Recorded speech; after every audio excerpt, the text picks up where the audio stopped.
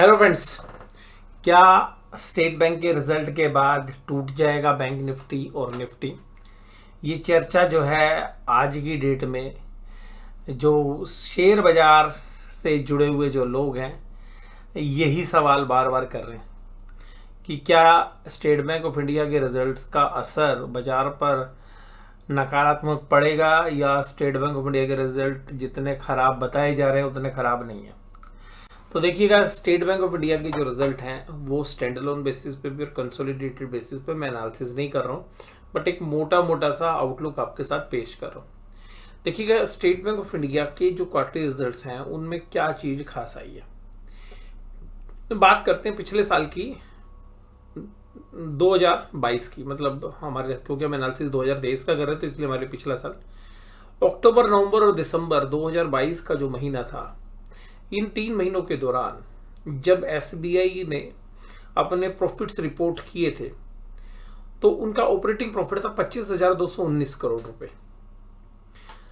और इसमें major contribution था कि जो इंटरेस्ट दिया गया था और जो इंटरेस्ट लिया गया था उसके बीच का गैप, यानी कि बैंक को जो इंटरेस्ट मिला था और जो इंटरेस्ट दिया था उसके बीच में एक बहुत बढ़िया स्प्रेड मिला था, क्योंकि स्टेट बैंक ऑफ इंडिया के जो डिपॉजिट्स थे वो काफ़ी नीचे थे और रेट ऑफ इंटरेस्ट बढ़ने की साइकिल शुरू हो गई थी। तो बैंकों को बहुत बढ़िया लोन ग्रोथ भी था, डिपॉजिट ग्रोथ भी था, और इस वजह से ऑपरेटिंग प्रॉफिट 25,219 करोड़ पे बैंकिंग वाले प्रॉफिट यानी जो स्टैंड अलोन बेसिस पे वो आए थे। फिर आया 30 सितंबर वाला क्वार्टर 2023 के अंदर।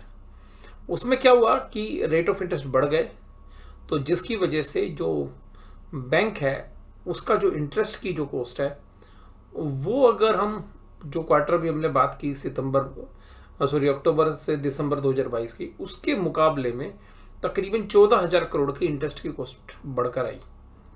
13,000 करोड़, हाँ 13,000 करोड़ है, 13.5 14 लगा लो, 13,500 करोड़ की बढ़ के आई। जिसके बाद उसका जो ऑपरेटिंग प्रॉफिट है उस पर डेंट पड़ा। दूसरा, सैलरी बढ़ के आई, एम्प्लॉयज की जो सैलरी थी वो तकरीबन 4,000 करोड़ बढ़ के आई, तो जो पूरा डेंट था वो पड़ा और 19,416 करोड़ का प्रॉफिट रिपोर्ट किया, ऑपरेटिंग प्रॉफिट। अब है 31 दिसंबर 2023 वाला क्वार्टर।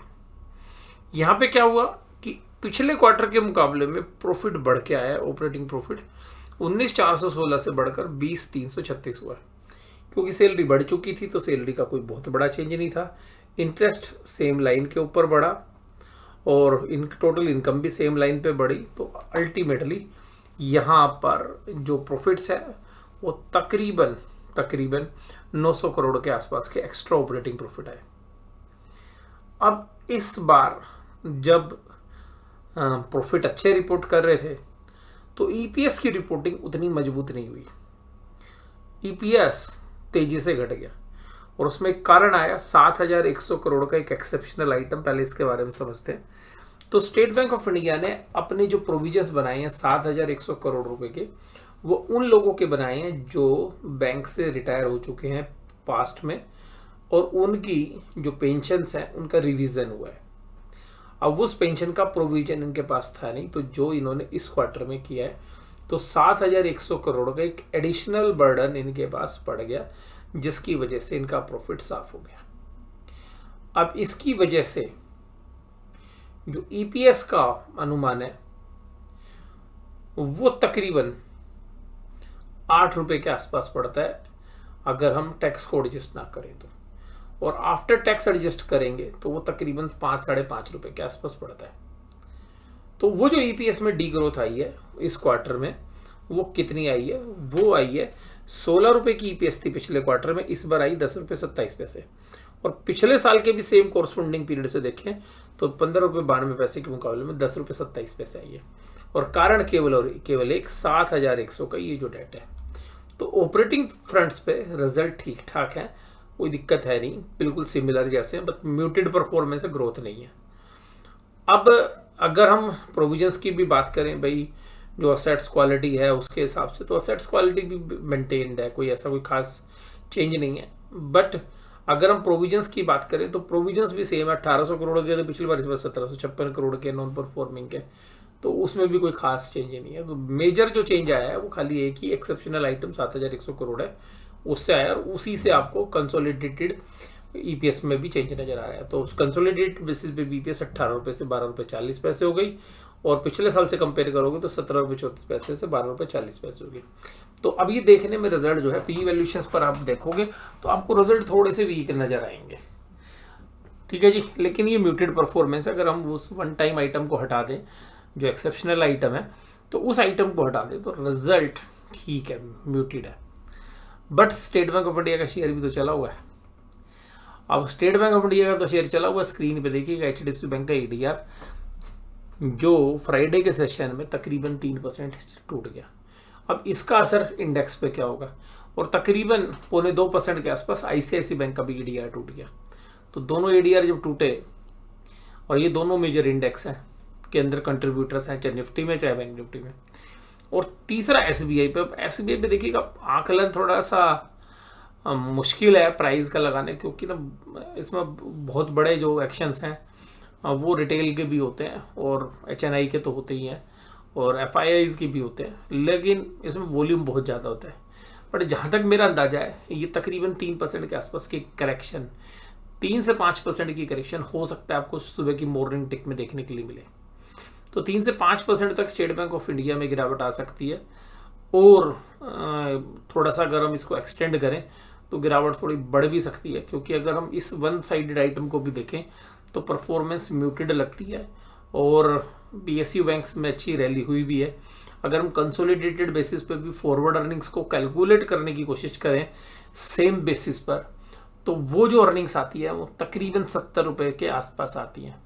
और 70 रुपये के आसपास अगर हम इस बैंक को अभी हाल फिलहाल में जो पी रेशो मिल रही है इसको, तो वो 8 के आसपास की मिलती है। तो उन हिसाब से अगर हम देखें तो 570 रुपये और के आसपास के भाव देखने के लिए इस शेयर्स में मिल सकते हैं, 570 रुपये और 580 रुपये के आसपास के। और इन्हीं प्राइस के आसपास अगर ये रिएक्ट करता है तो तकरीबन यहाँ से 8-10% होता है, बट हो सकता है पहले दिन ना, तो 3 से 4%, इवन 5% तक भी फॉल हमें देखने के लिए मिल सकता है।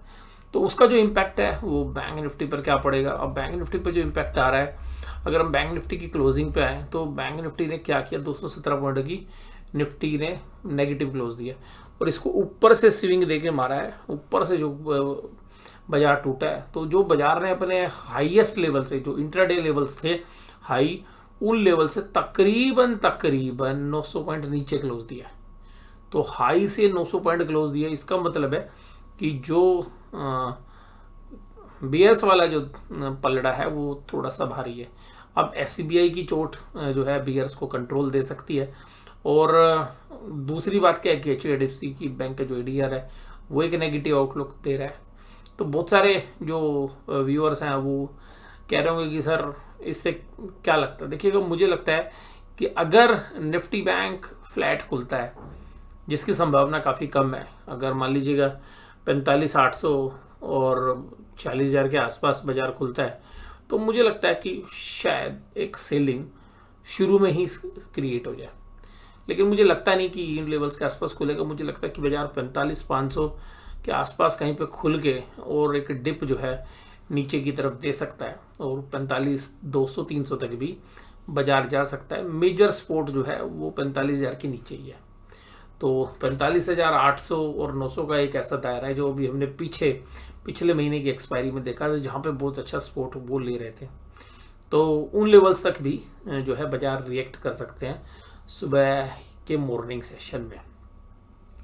तो ये जो तीनों कलेक्टिव शेयर्स हैं उनको देखें, और उसके बाद अगर हम निफ्टी का भी पैटर्न देखें तो निफ्टी ने भी देखिएगा ऊपर से तकरीबन 250 पॉइंट जो है लूज़ कर दिए, और जो 250 पॉइंट ऊपर से तकरीबन लूज़ हुए तो उससे भी जो बेयर्स है उनका कंट्रोल है। और बाजार में कोई वैल्यूशंस ऐसी है नहीं कि जो बहुत सस्ती हैं, तो बेयर्स के कंट्रोल में बाजार आ सकता है, इस बात की काफ़ी अच्छी संभावना है। और स्मॉल कैप और मिड कैप शेयर्स के अंदर तो मुझे वैल्यूशन वैसे ही थोड़ी सी रिच लग रही है। और बट हाँ, इंडेक्स में एक वोलेटिलिटी जरूर रहेगी, और इसका मतलब ये नहीं है कि वन साइडेड अगर बाजार नीचे खुलता है तो नीचे जाएगा। बट बैंक निफ्टी का काफ़ी अच्छा वेटेज है, तो बैंक निफ्टी काफ़ी नीचे रख सकता है।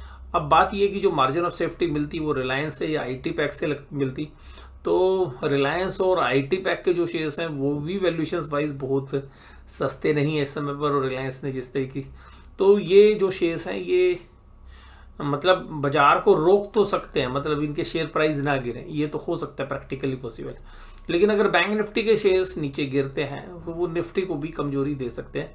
बट निफ्टी में के बजाय मुझे लगता है कि जो फाइनेंशियल निफ्टी है, ये जो बैंक निफ्टी है, यहाँ पर अभी कमजोरी कंटिन्यू रह सकती है, क्योंकि एसबीआई के भी जो रिजल्ट्स हैं उन्होंने ये बताया है कि ऑपरेटिंग बेसिस के ऊपर एसबीआई के रिजल्ट बेशक से खराब ना हो, लेकिन एसबीआई के बिजनेस के अंदर भी ग्रोथ मिसिंग है, और अगर ग्रोथ नहीं है तो वैल्यूएशंस थोड़े से और नीचे की तरफ आ सकते हैं, और एक price correction bank Nifty stocks में देखने के लिए मिल सकती है, और जो बैंक निफ्टी को नीचे धकेल सकती है। और जिस तरीके से इंटरनेशनल मार्केट में भी एचडीएफसी बैंक के प्राइस कोट हो रहे हैं या आईसीआई के प्राइस कोट हुए हैं, उन सब में से अगर हम तीनों को कलेक्टिवली देखें, और लास्ट में एक्सिस बैंक के भी जो ऊपर की तरफ से जो सेलिंग प्रेशर देखने के लिए मिल रहा है, तो 4 मेजर बैंक्स जो निफ्टी बैंक में मेजर कंट्रीब्यूटर्स हैं, अगर उनकी अगर हम बात करें तो वो थोड़े से वीकनेस है। कोटक महिंद्रा बैंक हालांकि थोड़ा सा जो है साइड लाइन्स में है, और इंडसइंड में भी प्रॉफिट बुकिंग आ सकती है। तो अभी मुझे लग रहा है कि बाजार जो है सेल ऑन राइज ही रहने वाला है, और जो बाजार है उसको जो मतलब अब बाजार को नीचे रखने में जो अहम भूमिका रहेगी वो शायद निफ्टी बैंक स्टॉक्स की ही रह सकती है। द डिस्क्लोजर हमारी निफ्टी बैंक के अंदर पोजीशंस रहती है, तो लेकिन मेरा जो व्यू है वो अनबायस्ड देने की कोशिश की, हमारी दोनों साइड की पोजीशंस हैं, बट स्लाइटली जो पोजीशंस हैं हमारी वो अभी भी अक्सर ही रहती हैं वैसे तो, बट स्लाइटली अभी भी हमारी जो पोजीशंस हैं वो मंदी की तरफ ही हैं, और जनरली हमारी थोड़ी सी रहती है मंदी की तरफ ही रहती है, कभी कम कभी थोड़ी सी ज़्यादा, बट है मंदी की तरफ ही अभी पोजीशन। और उसका रीज़न है क्योंकि हमें मंदी करने के ऊपर जो है तकरीबन हर हफ्ते 100-125 रुपये का जो प्रीमियम, ऑप्शन प्रीमियम वो एक्स्ट्रा मिलता है, जिसकी वजह से हम ये मान के चलते हैं कि 52 हफ्तों में 5200 रुपये का तो हमारे पास एक नेचुरल हेज ही मिल रहा है अगर बैंक निफ्टी में। तो अगर 5200 पॉइंट अगर बैंक निफ्टी चलता भी है पूरे साल में, तो उसका तो हेज हमारे पास ऑलरेडी रहता ही है, और उसका रीज़न मैंने आपको भी शेयर किया। तो इस वीडियो के अंदर बस केवल इतना ही, और वीडियो में जुड़े रहने के लिए आपका बहुत बहुत धन्यवाद। वीडियो आपको कैसी लगी जरूर से जरूर मुझे बताइए। वीडियो देखने के लिए धन्यवाद। Thank you very much.